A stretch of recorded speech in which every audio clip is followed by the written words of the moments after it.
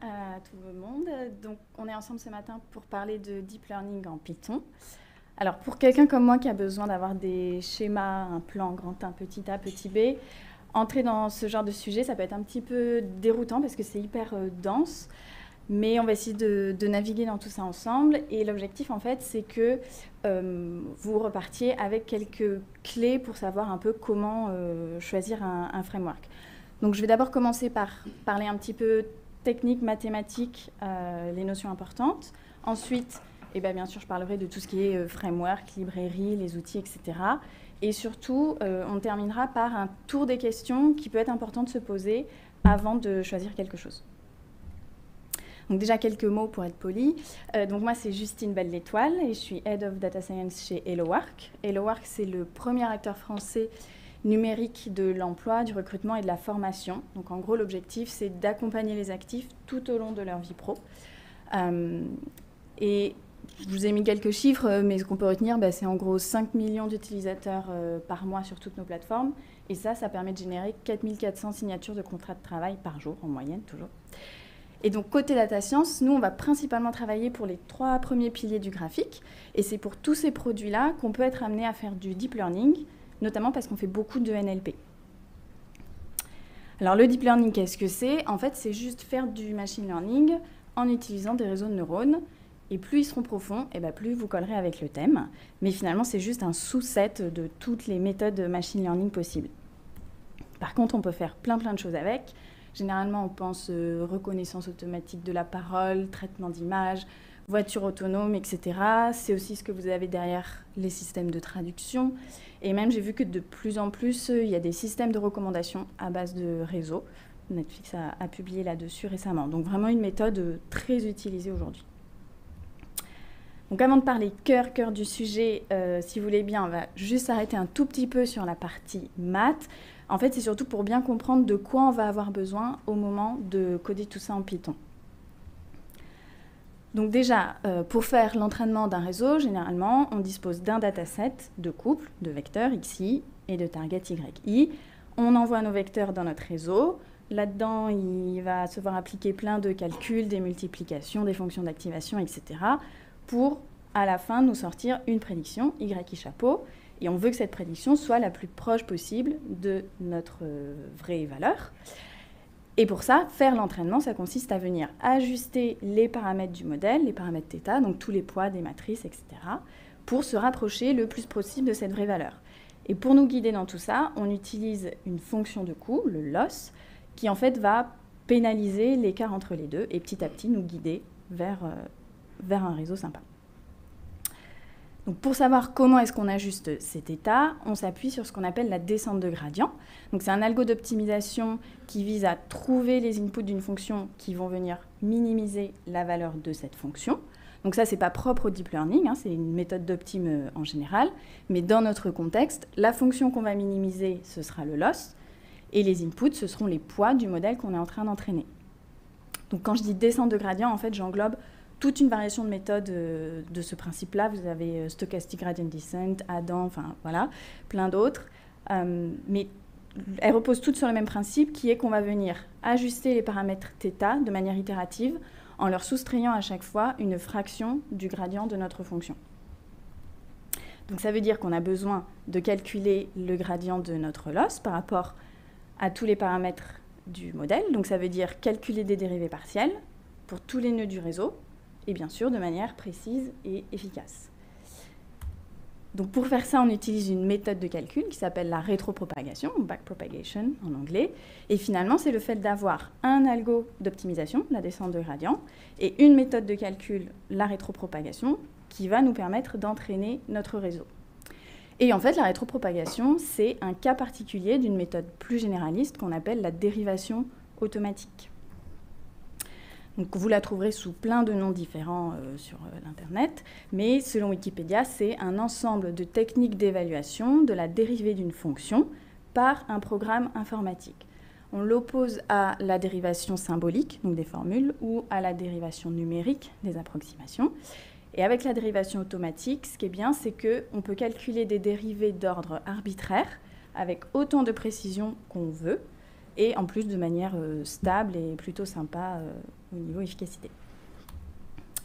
Pour ça, on s'appuie sur ce qu'on appelle le théorème de dérivation des fonctions composées. Donc en gros, on prend notre grosse dérivée et on va la décomposer en un enchaînement d'opérations arithmétiques élémentaires.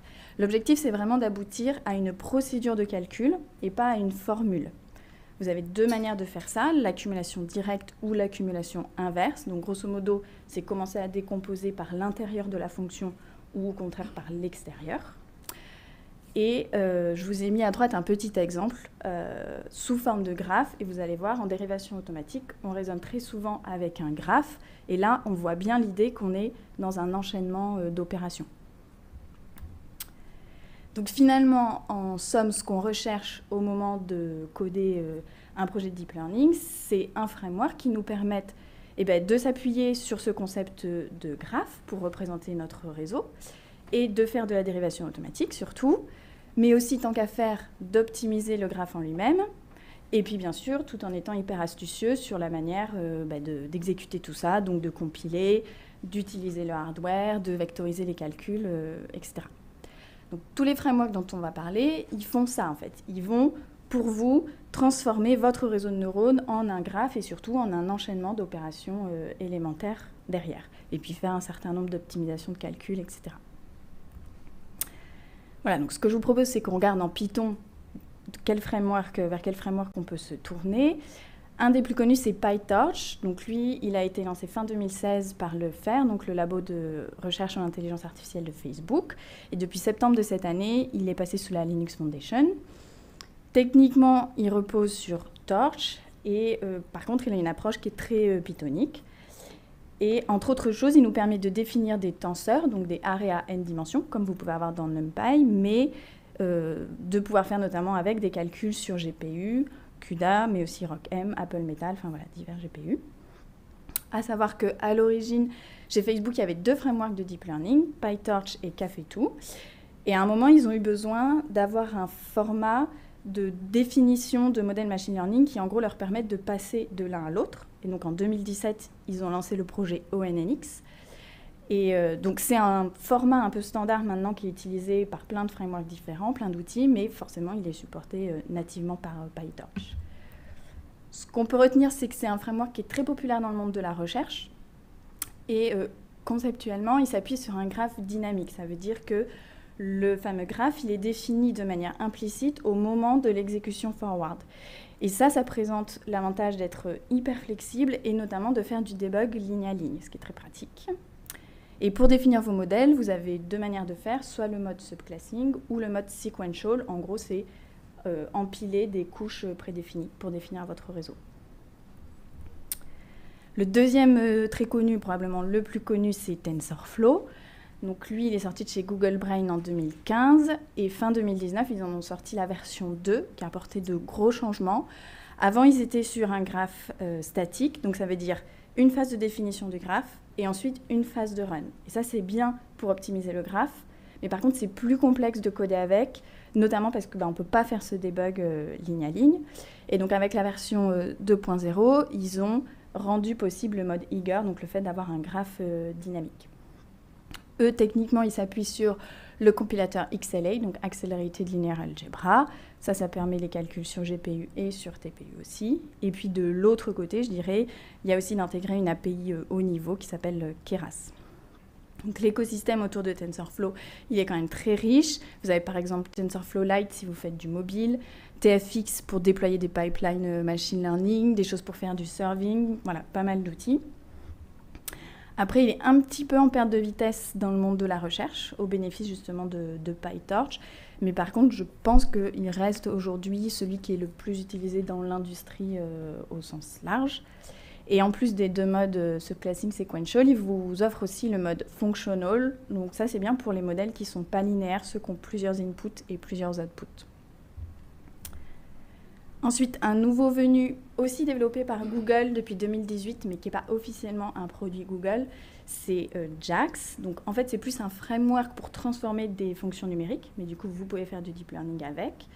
Et il faut voir ça comme un mix entre une version modifiée de Autograd, qui est une librairie d'autodiff, et XLA.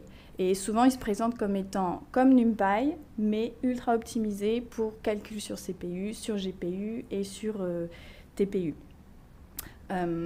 Lui, vraiment, il se veut être hyper puissant pour accélérer des modèles un petit peu costauds, notamment grâce aux 4 fonctionnalités qu'il vous offre, donc l'autodérivation, bien sûr, la compilation just-in-time et la vectorisation, la parallélisation des calculs.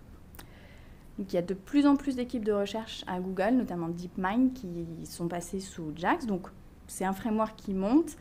Après, il reste encore jeune par rapport aux autres. En plus, le cœur du framework est quand même assez bas niveau. Donc, il faut savoir si vous l'utilisez, qu'il peut paraître un petit peu plus brut que d'autres. Et aussi, point important, lui ne construit pas de graphes explicites. Donc, sa logique derrière est un petit peu différente. Et enfin, je voulais quand même mentionner Mixnet, qui paradoxalement est assez ancien, parce que c'est 2015 aussi, mais qui reste clairement moins populaire que TensorFlow ou PyTorch. Lui, il vient de la collaboration de plusieurs équipes de recherche, de grandes universités, Carnegie Mellon, Stanford, etc. Il est porté par Apache, et il a été très très adopté chez Amazon, donc je pense que ça a dû aussi soutenir le développement. Et sa particularité, c'est qu'il a une fonctionnalité qu'ils appellent Hybridize, qui en gros vous permet de supporter à la fois de la programmation impérative et du symbolique. Donc en gros, on n'est plus dans l'opposition graphe statique, graphe dynamique. Lui, il vous permet de passer de l'un à l'autre. Et il est vraiment pensé pour faciliter la transition entre votre code de recherche et ensuite de la production. Aussi, par exemple, parce qu'il supporte 8 langages, ce qui est beaucoup par rapport aux autres. Et il vous permet d'entraîner dans un langage et ensuite d'exporter votre réseau pour inférence dans un autre. Donc voilà, lui, il est vraiment plus sur tout en flexibilité. Ce que je vous propose, c'est qu'on regarde un petit peu concrètement en quoi ça consiste d'implémenter un réseau de neurones avec PyTorch ou avec TensorFlow. Donc pour ça, j'ai utilisé le dataset d'Amazon des Musical Instruments Reviews. Donc en gros, c'est un problème de classification de texte multiclasse. Chaque record, ça contient entre autres le texte de l'avis qu'un utilisateur a laissé sur un produit et puis la note qu'il lui a attribuée. Et il faut prédire le rating. Sauf que les réseaux, ça ne comprend pas le texte, ça prend en entrée que des nombres. Donc il y a d'abord du pré-processing à faire, que j'ai fait avec la librairie Tokenizers de Hugging Face, pour notamment entraîner un tokenizer, donc de quoi découper mes grosses séquences de texte en tokens individuels, rajouter du padding, tronquer et tout pour avoir des séquences qui font toute la même taille, ça c'est important pour les réseaux de neurones. Et puis aussi convertir ces tokens texte en tokens nombres, donc en gros affecter un indice pour chaque mot dans un vocabulaire. Et du coup, en sortie, on obtient ce que vous avez ici. Chaque record est devenu un input, qui est une séquence de nombres, et une target, qui est cette fois une valeur unique, un entier entre 0 et 5. Le réseau qu'on va implémenter, c'est celui-ci. Donc d'abord, une étape d'embedding pour convertir mes indices dans le vocabulaire en un vecteur qui va représenter chaque token. On moyenne tout ça sur une séquence pour avoir une représentation de la séquence, de la vie. Et ensuite, une couche cachée, activation relue, un petit peu de dropout pour l'entraînement, et en sortie, une couche de classification, donc activation softmax. Voilà. Bon, c'est ultra basique. C'est clairement pas l'état de l'art en classification de texte, je sais, mais c'était juste pour illustration. Donc on démarre avec PyTorch. Déjà, il faut qu'on définisse de quoi manipuler notre dataset. Donc on s'appuie sur ce que PyTorch nous propose de ce côté-là. Ensuite, il faut qu'on implémente notre modèle. Donc on étend une classe de PyTorch qui s'appelle module et il faut définir à minima un init dans lequel on peut mettre un peu tout ce dont on va avoir besoin et surtout un forward qui est là où on va spécifier comment on calcule une prédiction à partir des inputs. Et ensuite, on rentre dans vraiment le script d'entraînement. Donc déjà, il faut appliquer notre pré-processing, récupérer nos datasets d'entraînement et de validation. Ensuite, on instancie notre modèle. On instancie aussi une fonction de coût. Donc là, j'ai pris le cross anthropilos parce qu'on est en classif multiclasse. Et puis aussi un optimizer. Donc là, j'ai choisi Adam. Et puis vous voyez, chacun a ses petits paramètres que je peux ajuster. Et ensuite, on écrit une boucle d'entraînement. Donc on va retrouver toutes les étapes. Donc on va dire à PyTorch, pour chaque époque, pour chaque batch, déjà place-toi en mode entraînement. Donc ça veut dire calcule les gradients au fur et à mesure. Et puis ensuite, applique le modèle, à partir des prédictions, calcule-moi le loss, utilise le loss et l'optimizer pour venir mettre à jour les poids du modèle, et c'est reparti pour une étape. À la fin de chaque époque, j'ai fait en sorte de calculer l'accuracy sur mon jeu de validation, justement. Donc là, il faut que je dise à PyTorch, là on est en mode éval, donc pas la peine de calculer les gradients. Ça permet d'économiser du temps de calcul et de la mémoire. Et par contre, il faut que je déroule à la main le calcul de prédiction, de l'accuracy, etc. Et puis ensuite, je peux, une fois que mon modèle est entraîné, l'utiliser pour inférence sur une petite phrase d'exemple. Niveau log, ça donne ça. Donc, je lui ai fait printer en début le modèle. Donc, on voit bien qu'on enchaîne un certain nombre de couches. Et puis voilà, après un petit peu de log pour suivre le loss en cours d'entraînement. Et puis à la fin, on a vu qu'on a réussi à sortir une prédiction qui n'était pas bonne sur la phrase d'exemple. On va regarder maintenant comment on ferait ça en TensorFlow. Vous allez voir, c'est très proche. Donc, de la même manière, de quoi gérer notre dataset. Ensuite, je suis restée sur le mode subclassing pour qu'on voit bien le parallèle. Pareil, un init et c'est pas un forward, c'est un call, mais sinon c'est la même chose. Ensuite, mon script d'entraînement, donc avec pré-processing, récupération des datasets, puis instanciation du modèle, du loss, de l'optimizer. Cette fois, je peux aussi définir une métrique grâce à l'API Keras, ma métrique d'accuracy, et je passe à ma boucle d'entraînement. Donc ça, c'est, vous voyez, on utilise le gradient tape côté TensorFlow, et c'est notamment ça qu'ils ont rajouté et développé à partir de la version 2, qui nous permet d'avoir ce mode Eager et d'écrire ce genre de boucle. Et cette fois, chaque fin d'époque, j'utilise directement ma métrique que j'ai définie et je l'applique sur mon dataset de validation. Et puis pareil, une fois que le modèle est entraîné, je peux m'en servir pour l'appliquer sur un exemple. Côté log, ça donne ça. Je suis le loss aussi. Cette fois, j'ai pu printer le modèle qu'après que l'entraînement a été fait. TensorFlow ne me laissait pas le printer avant pour avoir ce genre de résumé. Je voulais aussi qu'on regarde un petit peu comment on aurait fait ça avec le mode sequential de TensorFlow. Donc le début, c'est exactement pareil, donc je ne vais pas m'attarder dessus. Mais par contre, ensuite, plus besoin de définir une classe pour mon modèle. Là, je peux directement écrire l'enchaînement de couches en m'appuyant sur des classes existantes. Ensuite, je compile mon modèle, où là, je lui précise quel optimizer je veux, mon loss, et puis des métriques que je veux suivre.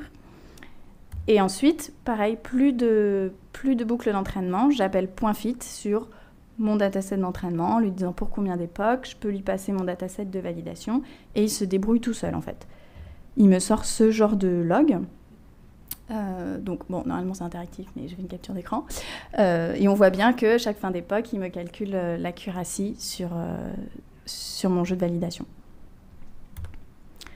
Voilà, donc déjà, rien qu'après cet exemple, on peut s'arrêter un petit peu pour voir un petit peu les ressemblances et les différences. Donc, on est quand même sur deux API qui sont très similaires, mais il y a quelques trucs qui ne sont pas pareils. Par exemple, PyTorch, je ne sais pas si vous avez fait gaffe, il gère la pondération par classe dans le loss, alors que je n'ai pas trouvé d'équivalent dans TensorFlow. Donc c'est possible de le faire en TensorFlow, mais il va falloir gérer le calcul à la main, peut-être créer sa propre classe de loss custom qui prendrait ça en charge.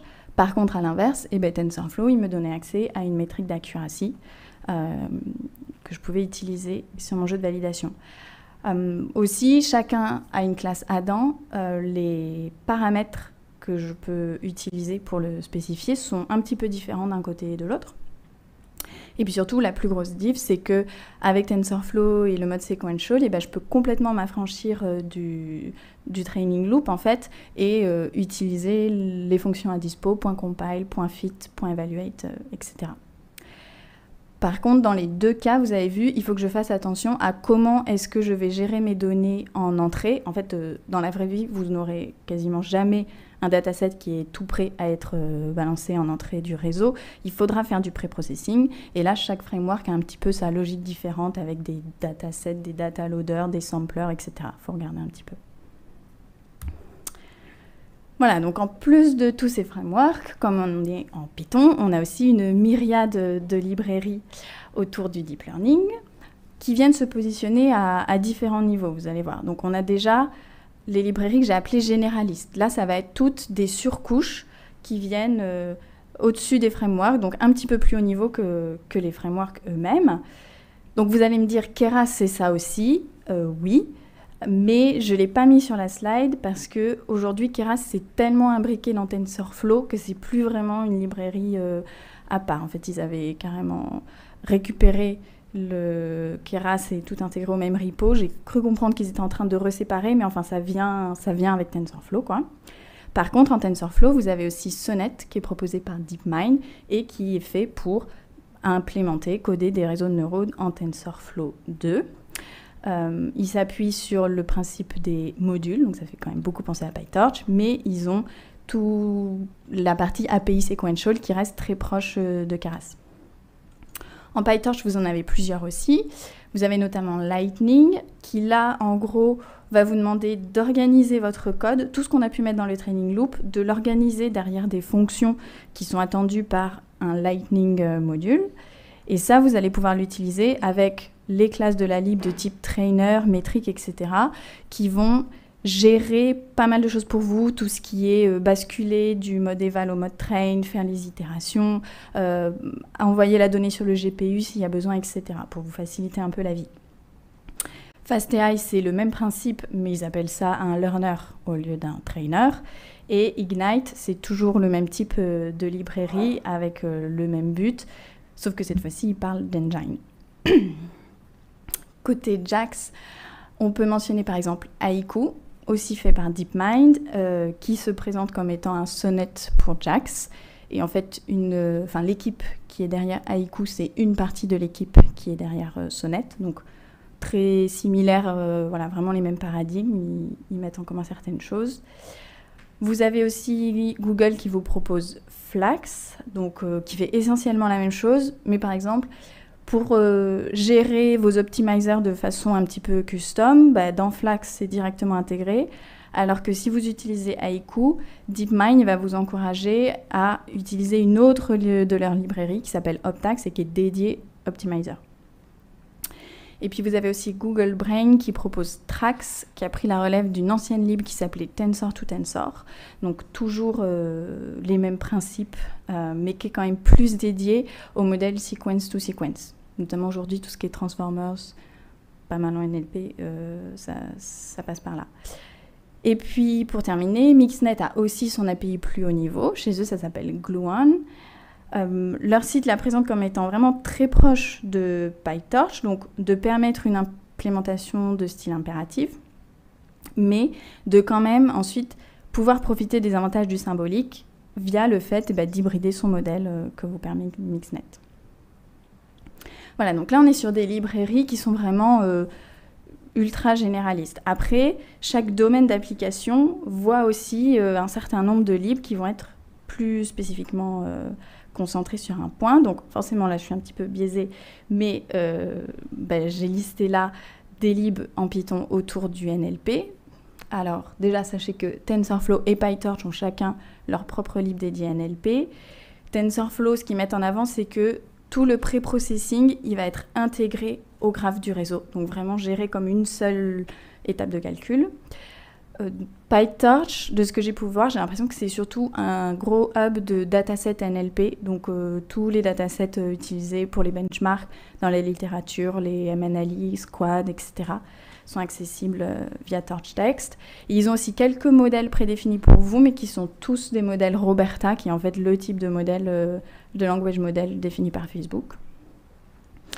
Après, si on parle NLP, forcément, on parle de Hugging Face. Donc, en quelques années, la boîte est vraiment devenue un incontournable pour tout ce qui est partage de modèles préentraînés, de datasets, d'outils machine learning.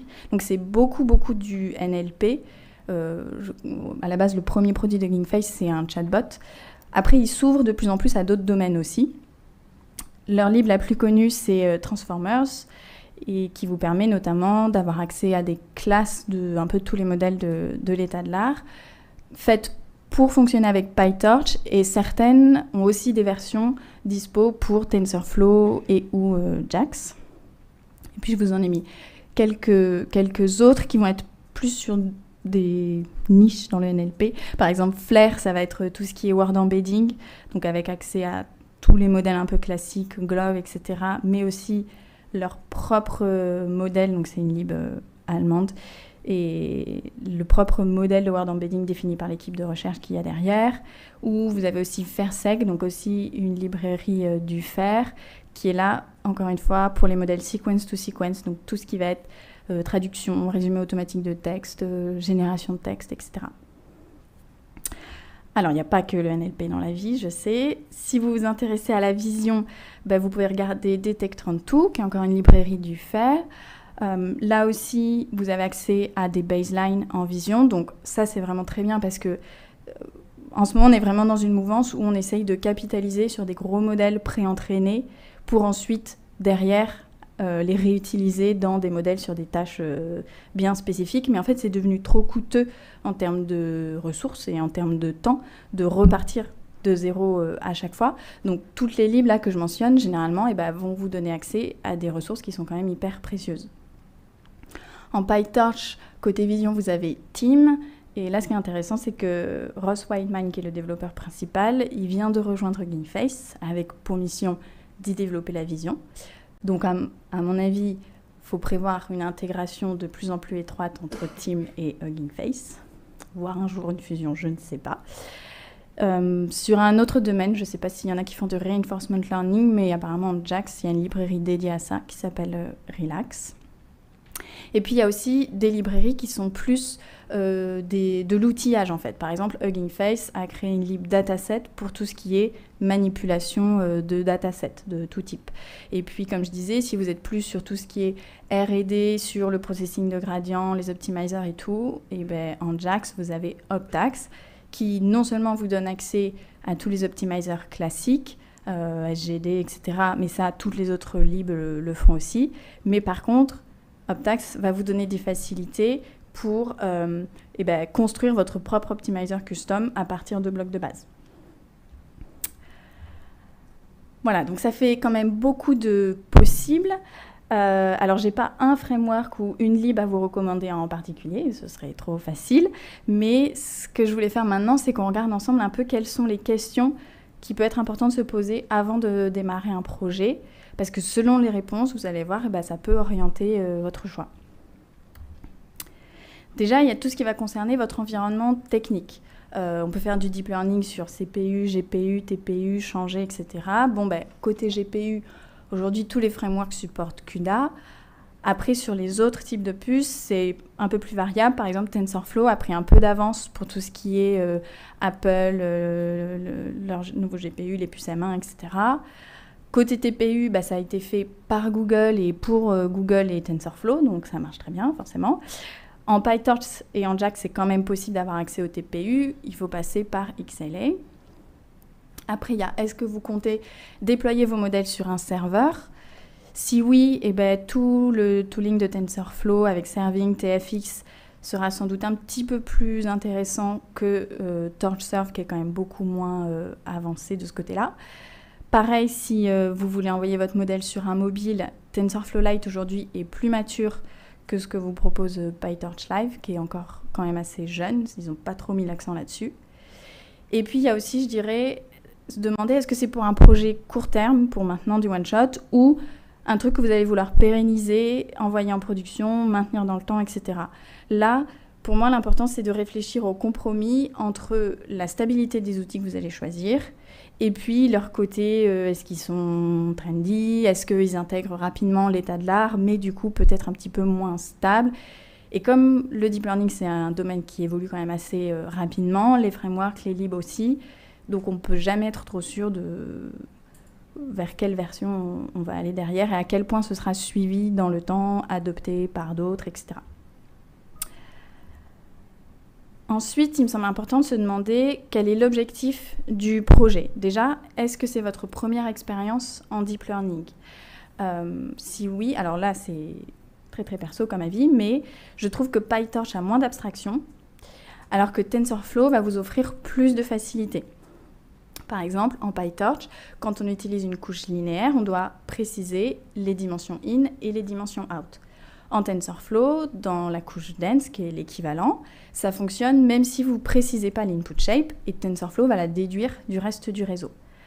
Je trouve que la première méthode vous oblige à bien maîtriser votre réseau et la donnée qui va le traverser. Alors c'est sûr, c'est plus contraignant, mais c'est aussi plus instructif.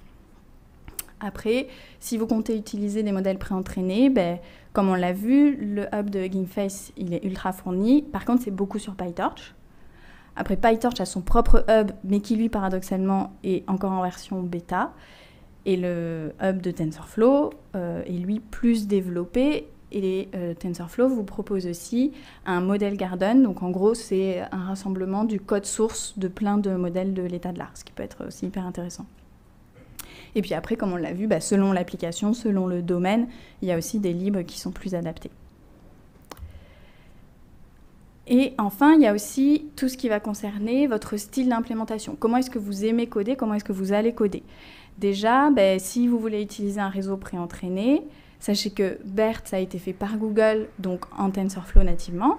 Camembert, qui est un peu l'équivalent, mais en français, a été fait par Facebook et l'INRIA sur PyTorch. Donc aujourd'hui, vous pouvez trouver des ponts, mais peut-être que vous aurez un petit peu plus de ressources sur un modèle en particulier dans le framework original dans lequel il a été proposé. Après, est-ce que c'est pour un travail de recherche? Comme on l'a vu, PyTorch est très utilisé dans le monde de la recherche, donc peut-être que ça peut être une bonne piste pour pouvoir plus facilement communiquer avec vos pairs, pouvoir relire les implémentations des papiers de recherche, etc. Sauf si, bien sûr, vous constatez que vous êtes sur un domaine qui est en train de s'orienter vers une lib en particulier, voilà, essayez peut-être de suivre la communauté autour de votre sujet, quoi. Après, il y a la question, est-ce qu'il faut utiliser une surcouche ou pas?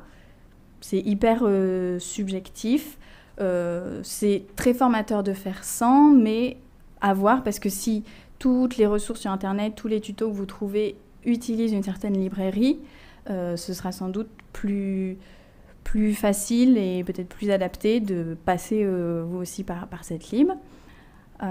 Après, il y a, est-ce que vous avez besoin de définir un réseau qui va être hyper custom, ou est-ce que ce sera pour faire des choses un petit peu standards? Dans le cas du custom, le fait d'utiliser plutôt les approches subclassing et de faire votre training loop à la main, je trouvais particulièrement adapté, parce que là, vous maîtrisez toutes les étapes, vous pouvez faire des choses un petit peu spécialisées, qui ne sont pas forcément ce qui est prédéfini dans les classes dispo dans les API. Après, je pense qu'il faut aussi viser ce qui va vous faciliter la vie. Par exemple, en TensorFlow, toujours dans la couche dense, vous pouvez spécifier un kernel regularizer, donc en gros lui dire d'appliquer de la régularisation sur cette couche dense en particulier. Il n'y a pas l'équivalent dans PyTorch, donc en PyTorch, il faudra le gérer à la main dans les calculs. Si c'est un truc que vous allez être amené à faire plein de fois dans votre réseau ou dans vos travaux, ce sera peut-être plus rapide de bénéficier de la fonctionnalité côté TensorFlow. Et puis, il y a aussi tout ce qui concerne comment est-ce que vous allez vouloir monitorer l'entraînement. Donc, sachez qu'il y a des choses qui existent comme des callbacks, TensorBoard qui a été fait au début forcément pour TensorFlow, mais qui fonctionne avec d'autres frameworks, différents outils, par exemple MLflow. J'ai regardé un petit peu, j'ai l'impression qu'en PyTorch, si vous voulez utiliser le autolog de MLflow, il supporte seulement les Lightning modules. Donc, peut-être que si vous voulez combiner les deux, il faut passer par la surcouche Lightning, etc. Regardez un petit peu les outils de monitoring qui vont vous intéresser. Et puis bien sûr, je ne pouvais pas m'empêcher de terminer en parlant de votre employabilité par rapport aux technos demandés en fait par les recruteurs. Donc là, j'ai pris un échantillon d'offres sur nos sites et j'ai regardé les mentions des 4 frameworks tout simplement. Donc grosse majorité de TensorFlow. Après, PyTorch est quand même pas si loin derrière. Et en gros, généralement, quand PyTorch est demandé, TensorFlow aussi, on va trouver souvent les deux ensemble. Par contre, Mixnet et JAX, pas du tout le même ordre de grandeur. Je pense qu'ils ne jouent pas dans la même cour de ce point de vue-là. Donc, si vous vous demandez qu'est-ce qu'il est plus rentable d'apprendre dans l'objectif de me faire embaucher quelque part, je dirais que, à moins que vous ne postuliez chez DeepMind qui est sur JAX, TensorFlow ou PyTorch sont quand même plutôt des valeurs sûres. Voilà, écoutez, j'espère que vous ne ressortez pas plus noyé qu'autre chose, que vous repartirez avec envie d'aller creuser une techno, ou voilà, au moins quelques éléments pour vous dire, j'ai besoin de choisir quelque chose, quelles questions il faut que je me pose avant d'arrêter mon choix. Et puis, merci beaucoup. Et si vous avez des questions, je peux essayer d'y répondre.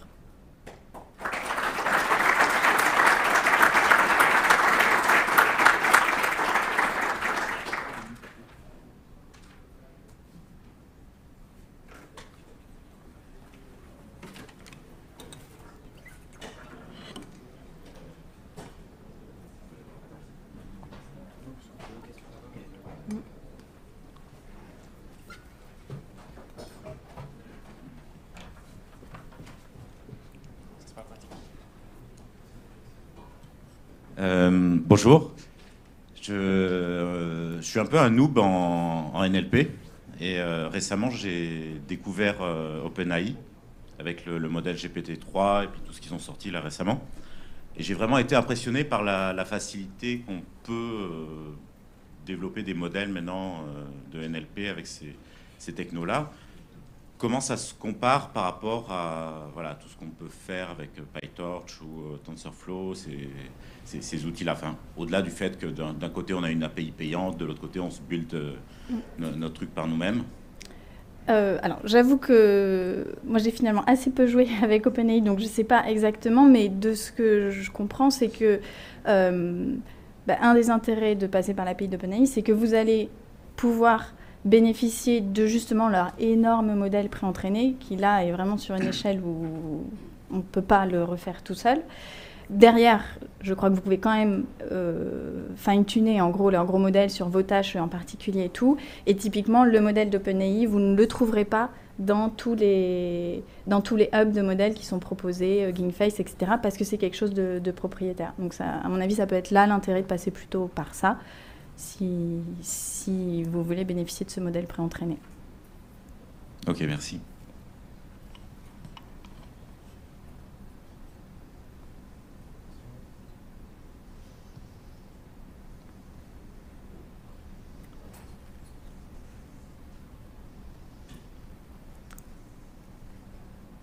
Merci beaucoup.